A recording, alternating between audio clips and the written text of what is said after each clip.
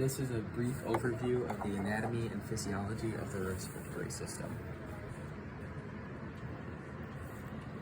Okay, so these are the external nares, and they are passages that allow air intake into the nasal cavity.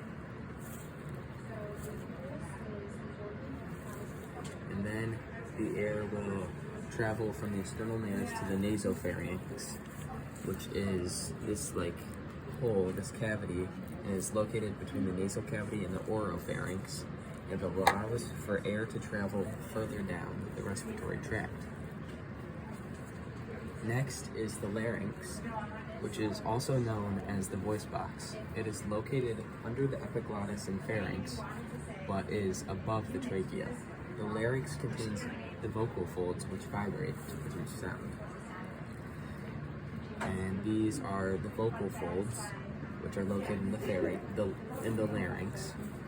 And vibrations of the vocal folds caused by air movement allow us to speak. Then the trachea, which is this big tube, it's a tube that air travels through from the larynx to bronchi and vice versa. It is lined with cartilage rings for supportive purposes. And then the lungs, which are these lobed structures. The lungs are organs that can collapse and expand like a balloon, and are full of alveoli that transfer oxygen and carbon dioxide.